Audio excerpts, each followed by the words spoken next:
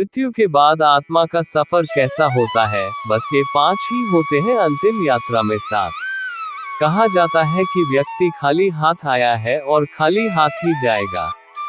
लेकिन ग्रंथों के अनुसार व्यक्ति की मृत्यु के बाद भी 5 चीजें उसके साथ अगले जन्म तक जाती है। तो आइए जानते हैं मरने के बाद क्या साथ ले जाता है व्यक्ति।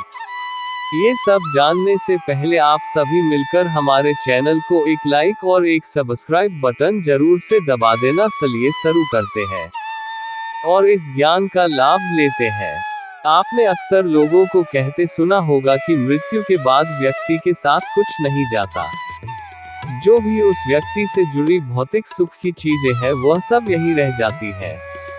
अगर पुराण, वेद और बाकी धर्म ग्रंथ को देखा जाए तो उनमें स्पष्ट बताया गया है कि व्यक्ति की मृत्यु के बाद भी कुछ चीजें उसके साथ अगले जन्म तक जाती है। कुछ चीजें ऐसी हैं जिनका भुगतान व्यक्ति के अगले जन्म में भी करना पड़ता है। तो आइए जानते हैं ऐसी कौन सी 5 चीजें हैं जो मरने के बाद भी व्यक्ति के साथ जाती है।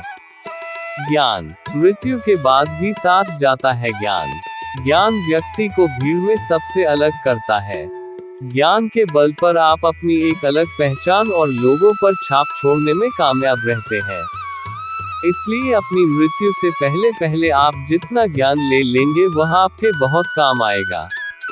दरअसल ऐसी मान्यता है कि जीवित रहते हुए व्यक्ति जो गुण सीख लेता है वह उसके साथ मृत्यु के बाद भी जाते हैं। इसलिए अपना समय खुद को अच्छा ज्ञान और गुण सीख में व्यस्त करें। श्री गीता में भी इस बात का जिक्र किया गया है कि ज्ञान और दान कभी नष्ट नहीं होता है। मृत्यु के बाद भी साथ जाता है कर्ज। धार्मिक ग्रंथों में बताया गया है कि कर्ज कभी भी व्यक्ति का पीछा नहीं छोड़ता। अगर किसी व्यक्ति ने आपका भला किया है तो उसका ये ऋण जैसा ही मौका मिले उतार देना चाहिए। अगर आप किसी का ऋण नहीं उतारते हैं तो उसे जन्म जन्मांतर तक चुकाना पड़ता है, वह कर्ज उतारना पड़ता है।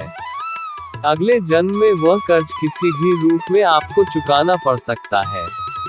साथ अगर आपने किसी को कर्ज दिया है और उस व्यक्ति की मृत्यु कर्ज चुकाने से पहले ही हो जाती है तो आपको भी बार बार जन्म लेना पड़ सकता है। इसलिए ऐसे व्यक्ति को उसकी मृत्यु के साथ ही माफ कर देना आपके लिए उचित रहेगा। मृत्यु के बाद भी साथ जाती है वासना और मोह। ग्रंथों के अनुसार अगर किसी चीज को पाने की चाहत रखते हैं और वह चीज व्यक्ति को न मिले तो मृत्यु के बाद भी उस चीज की वासना उसका पीछा नहीं छोड़ती। सांसारिक सुखों की चाहत रखना वासना ही है।